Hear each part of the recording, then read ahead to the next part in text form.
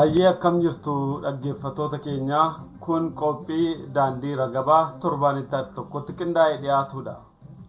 Qophiin daandii ragabaa haala sochii Oromiyaa fi qabsoo Oromoo, aadaa Oromoo fi dhimmoota qabsoo Oromoo ilaallatan irratti torbaanitti tokko xiinxala garaagaraa dhiyeessa.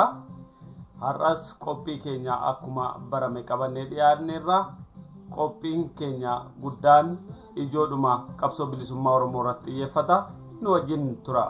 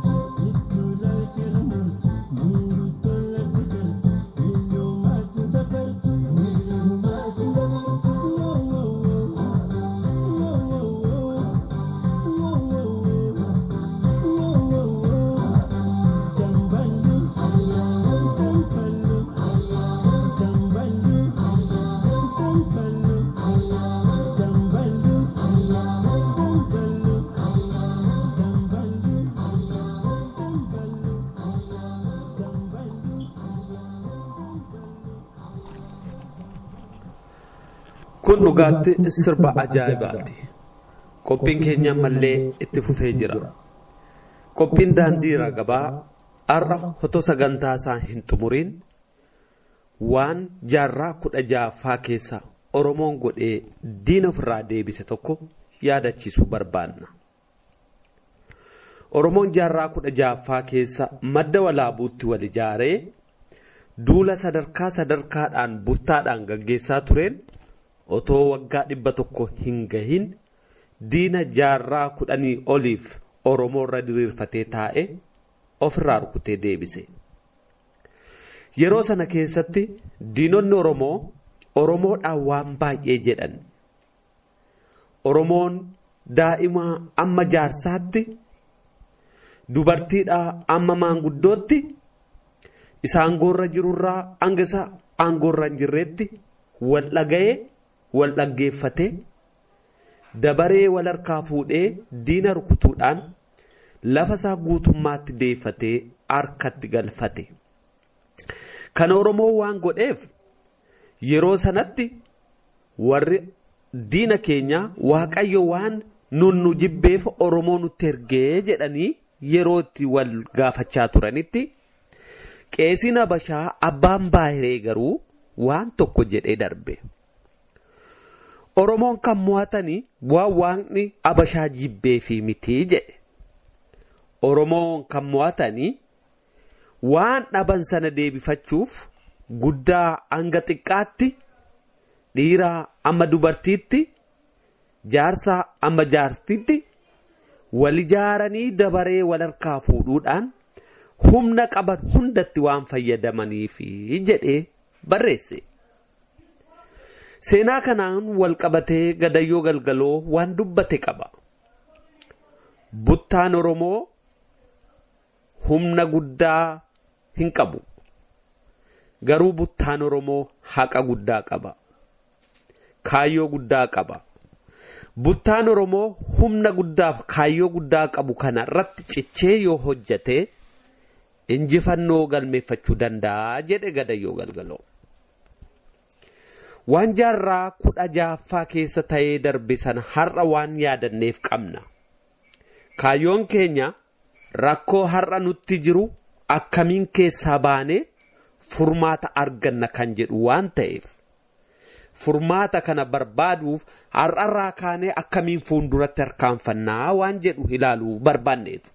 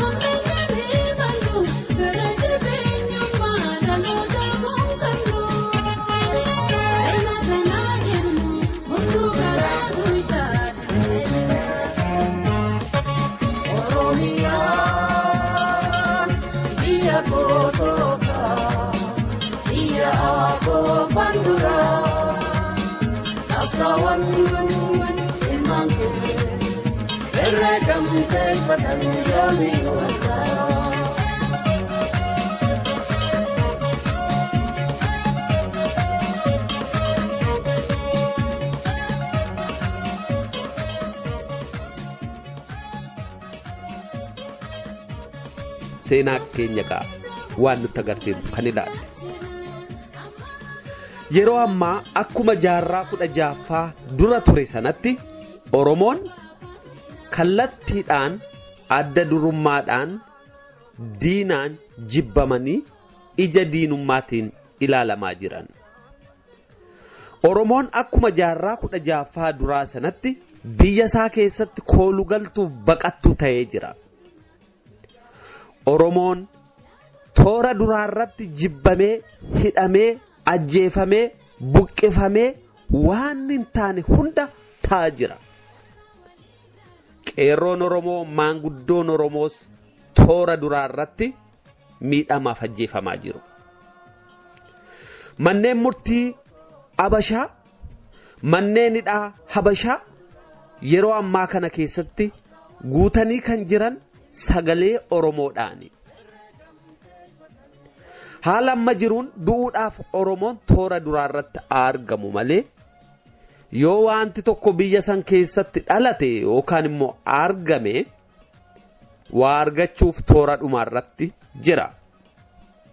Kun jaarraa 16ffaa keessa waanuma ture wal fakkaata. Egaa waan Oromoon itti jiru eega garre waan diinni keenyatti jiru eega garre filannoon qabnu maali? Filannoon nuti qabnu hiriira keenya sirreeffachuu callaadha. Uummata keenya tiksuu fi diina uummata keenya irratti roorri isaa jiru ittisuu fi irraa kaasuuf fiiguu fi hiriira duraa keessa galuuf tattaaffachuutu nurraa eegama. Wanti shakkii tokko keessa nun galchine diinoti keenya yeroo kamiyyuu ciisanii nuuf hin bulan. Diinoti bilisummaa keenya hiriira galanii kan hojjechaa jiran Oromoo gabrummaa keessa tursuuf ofii immoo bakka amma jiran kana ho'ifatanii turuuf. Kana irratti shakkiin tokko hin jiru. Gaaffiin amma nuuf dhiyaatee jiru gaa tokko hiriira hittisaa keessatti makamuuf hiriira gallee jirra moo hin jirru kan jedhudha. Hiriira hittisaa yookaan immoo buttaa Oromoo keessatti makamuuf hiriirree jirra moo hin jirru kan jedhu. Gaaffiin keenya guddaa isa kana. Diinoti keenya shororkeessitoota waan nuun jedhanii nu waamaniif qaban. Dhugaa dubbiifoo ta'e waan nuti shororkeessitoota taaneefi miti kan isaan akkas nuun jedhaniif.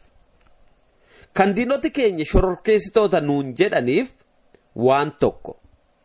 Gaaffiin nuti qabnuufi gaaffii keenya deebifachuuf bakki nuti dhaabbannee jirruufi akkitti nuti yaannuufi hojjechaa jirru waan isaan shororkeessuufi shororkaa keessa waan isaan galcheefi kanaafi kan isaan shororkeessitoota nuun jedhan. Gaaffiin keenya immoo gaaffii shororkeessummaa miti.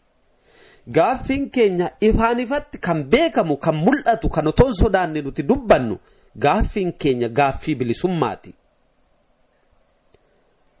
Egaa gaaffii bilisummaa kana isaan shororkeessitoota haa jedhani waan biraa haa jedhani nuti akkamitti mirkaneeffannaa waan jedhu kan nuti jabeessinee ilaaluu qabna. Otoo hin ijaaramne otoo of hin ittisne gaaffii kamiyyuu deeffachuun hin danda'amu.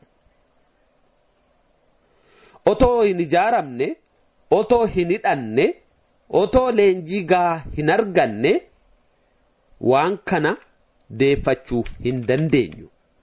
Kana tolchinee beekuu qabna. Duraan dursee beekuun nurra jira waan barbaannu. Waan barbaannu sana akkamiin akka argannu leenjii fi barumsa gaa argachuun nurra jira. Leenjii taansinee hidhachuu qabna waan arganne.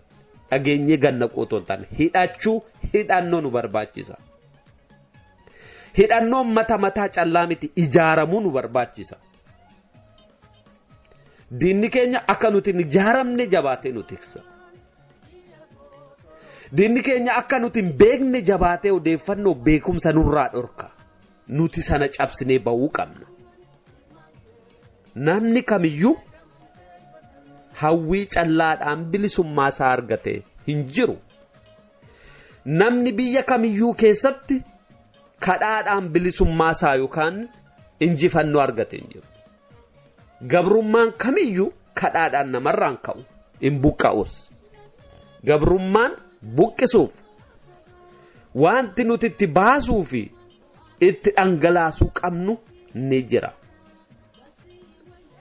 Qabeenya keenya, beekumsa keenya, humna keenya, dandeettii keenya, lubbuu goota keenya hundatti baasuuf hiriira galuu qabna.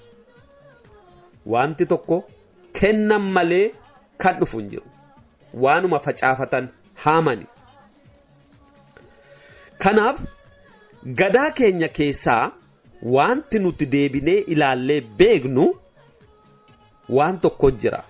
Gadaan Oromoo gaafa jaarraa 16ffaa keessa diinatti ka'uudhaaf deebisee of ijaare waan dursee dubbate qaba.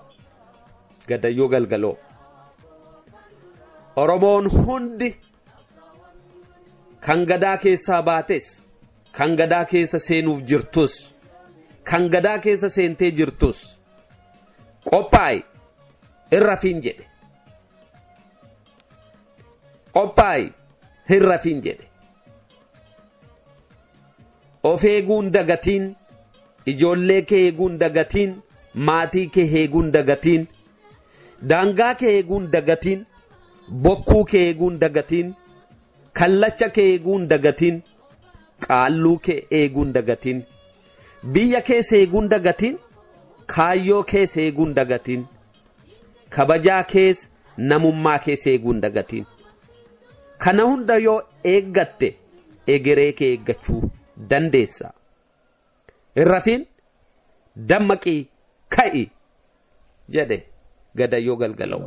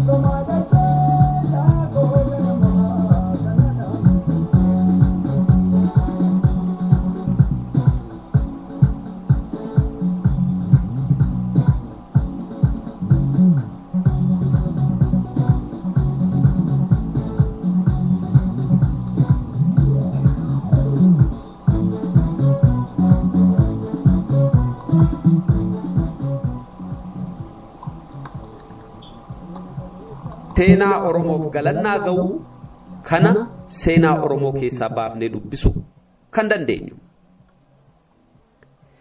Yeroo humna tokkummaa qabnu diina keenya cabsuu dandeenya kan Gadaarraa barru. Yeroo humna diddaa qabnu diina keenya dura dhaabbachuu dandeenya kan Gadaarraa barannu. Yeroo humna hidhannoo qabnu diina keenya ofirraa buqqisuu fi fonqolchuu dandeenya kan seenaa Gadaarraa arginu. Yeroo humna beekumsaa qabnu soba kamiyyuu ofirraa deebisuudhaaf murtii sirrii fi qajeelaa fudhachuu dandeenya. Dhugaa dubbachuu dandeenya. Haqaaf sodaa tokko malee falmachuu dandeenya. Kaayyoo keenya shakkii tokko malee tifkachuu dandeenya. Dhugaa dubbadhaa. Haqaaf falmadhaa. Kaayyoo tifkadhaa kan jedhanii maanguddoon keenya abboota isaanirraa ilmaan isaaniitti argaa dhageettiin dabarsanis kanumaafi. Kan humna qabu, kan tokkummaa qabu, kan hidhannoo jabaa qabu, kan beekumsa gahaa qabu dhugaa dubbata, haqaaf falmata, kaayyoo isaatiif qada. Hin shakku, hin seesu, duubatti hin jedhu. Dhugaan dhimma Oromoo keessatti mul'achaa jiru garuu yeroo ammaa kanatti diinoti Oromoo dhimma Oromoo haqa Oromoo jallisuu fi dabsuu keessatti hirmaatanii yeroo isaan dhimma Oromoo gara dabarsan argaa jirra. Diinoti keenya maaliif dhimma keenyatti fayyadamanii yookaan gargaaramanii nuun gabrummaa keessa nu galchan? Kana ilaaluutu nurra jira. Diinoti keenya laafina keenyaa fi qaawwaa keenyatti dhimma bahanii nu dadhabsiisutti bobba'anii jiru. Kun kana duras kan ture har'as jabaatee kan mul'achaa jiru. Otoo ummati keenya dhimma qabsoo irratti beekumsaa fi leenjii gahaa argate humna beekumsaa hidhate diinoti keenya haqa keenya dabsuu fi jallisuu hin danda'an ture. Otoo kana ta'uu baate akkamiin mootummaan Habashaa kaabarraa dhufe jalee Habashaa OPDO tolfate akka dhaaba siyaasaa Oromootti qajeelfate mootummaa Oromoo fakkeessee tolfate ummata Oromoo keessatti ijaaree ittiin gaaffii dhimma keenyaa dabsuudhaan bara bittaasaa nurratti dheereffata. Akkamiin ta'a kun? Yaa saba Oromoo bakka jirtanii wal gaafadha. Ilaala mootummaan Habashaa kaabarraa dhufe lafa Oromoo irratti ergamtoota OPDO filatee paartii Oromoo jedhee ummata Oromoo keessatti itti fayyadamee gabrummaa nurratti dheeressaa jira. Kun maaliif ta'a? Nun gubu? Kana iji keenya hin argu? Kana ilaaluun barbaachisaadha. Sababa ta'eef qaba. Sababni isaa nuti ummata keenya hin barsiifanne, hin leenjifanne, hin hidhachiifanne. Ummati keenya ammayyuu diina keenya caalaa waa'ee isaa hin beekne, hin dammaqne. Barsiisuun nurra jira, leenjisuun nurra jira, hidhachiisuun nurra jira. Kun kan eegamu warra beeke, warra leenjee, warra hidhate, warra qaroo ta'e irraa. Ummata bal'aa irraa miti. Kana gochuudhaaf hiriira galuu qabna. Amma gaaffiin jirtu ummata keenya leenjifachuun, dhimma keenya ummata keenya barsiifachuun, dandeettii isaa akka gabbifatee hidhannoo isaa jabeeffatee wal duukaa hiriiree kaayyoo isaa galmaan gaatu ijaaruudha. Kanarratti halkanii guyyaa hojjechuun nurra jira. Asirratti wanti bitaa mirga jennee daddaaqabnu tokkoyyuu jiraachuu hin qabu. Dhaggeeffadhaa. Badiin nutti dhufee jira. Filannoon keenya badiitti harka kennan namoo badiirraa of oolchuudhaaf dura dhaabbanna. Warri badiitti harka kennachuuf qophaa'an warra badiif qophaa'edha. Isaan nu yaaddessuu hin qaban. Nuti garuu warri baduudhaaf hin qophoofne amma isaan nu balleessanitti eeguu hin qabnu. Dursinee of ijaaru qophaa'uu fi of hidhachiisutu nurra jira. Ga'een keenya akka sabboontota Oromootti kanneen dhiibbaa mootummaa Habashaatiin biyya abbaa keenyarraa dhiibamne biyya alagaa keessatti kooluu gallee jirru wanti gochuu qabnu Oromoo kamuu dammaqsuu, kakaasuu, leenjisuu, hidhachiisuu, barsiisuudha. Akka Oromoon addunyaa kana keessatti faffaca'ee jiru karaa danda'e hundaan wal qunnamee, wal dhaga'ee, wal qabatee jabaatu gochuudha. Akka Oromoon karaa hundumaan dammaqee, kaka'ee dhugaasaa dubbatu, haqasaa falmatu, kaayyoosaa dhaabbatu itti himuudha. Kan sabboontota Oromoo irraa eegamu. Oromoo kan ta'e yeroo alagaan Oromoo dhaanu deebisee dhaanuu qaba. Yeroo alagaan Oromoo buqqisu callisee ilaaluu qabu. Deebisee isa Oromoo buqqise buqqisuutu irra jiraata. Oromoo kan gumaasaa baafatu ta'uu qaba. Ijoollee keenya irrattis, warra keenya irrattis, dachee keenya irrattis, biyya keenya irrattis, kabajaa keenya irrattis, namummaa keenya irrattis, haqa keenya irrattis, bilisummaa keenya irrattis, dhugaa keenya irrattis falmachuun dirqama lammummaa keenyaati. Kan Oromoo ta'e kaayyoo Oromoo tiksuun dirqama Oromummaa isaatiiti. Kaayyoo Oromummaa beeksisuu fi hidhachiisuun dirqama Oromummaa isaati. Kan ittiin dhalate kan isarra jiru. Yaa Oromoo galtuun ta'ina, jaleen ta'ina, sodaattuun ta'ina, odeessituus hin ta'ina. Nama waa hojjetu ta'a. Bakka argitan teessanii waanuma argitan odeessaa fi qaaqaa hin oolina. bakka argitan teessanii waanuma argitan nyaachaa hin ooliina. Waan nyaattan filadha. Waan dubbattanis filadha. Waan hojjettanis filadha. Kan hojjettan, kan nyaattan, kan dubbattan, kan kaayyoo keessan jabeessu ta'uu qaba. Nyaata onnee keessan laaffisu nyaatina. Oromoo gadigaloo waan taasisu hundarraa of eegaa. Oromoota akkasii kumaatamaan qabna. Seenaa bara dheeraa keessa goobanaarraa kaasee hanga kaleessaatti kan akka Junaddiin adda bilisummaa Oromoo balleessuuf waan danda'e hunda wayyaaniif galtuuf jalee ta'ee hojjechaa ture. Dhumarrattis kunoo niitii isaa dabarsee kennee baqaaf of kenne kumaatamaan qabna. Kan akkasii gadigaloo ta'uu hin qabnu.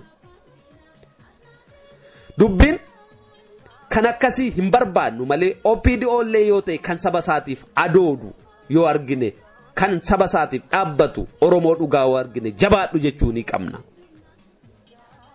Dubbiin bakka Oromoo dhaabbattee miti waan Oromoon hojjettudha. Kana adda baafachuun nurra jira.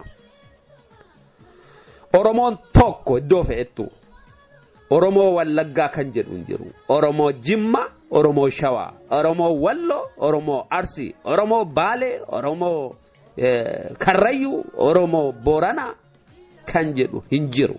Oromoo Dirree jedhee kan waamu hin jiru. Oromoon Oromoodha. Yoo doofaa ta'uu baanne malee. Kan doofaa ta'uu filate homaan godhiin doofaa ta'ee haa taa'u. Addunyaan garuu doofaa caqasee hin beeku. Addunyaan garuu doofaa ergata malee doofaadhaaf ergamee hin beeku. Addunyaan kan caqasu kan dubbatatu. Addunyaan kan kabaju kan ofirraa dhiibbatu. Addunyaan kan sodaatu kan ofirraa haleelee deebisu. Kanaaf haqa keessan dubbadhaa kan sin dhaga'u hin dhabdani. Diina keessan karaa dandeessan ofirraa dhiiba kabajaa argattu. Kan dhufee lafa keessan sin buqqisee qabeenya keessan irratti namummaa keessan irratti sinitti duule ofirraa haleelaa ni sodaatamtu. Afalman ni bilisoomna injifannoo uummata Oromoo.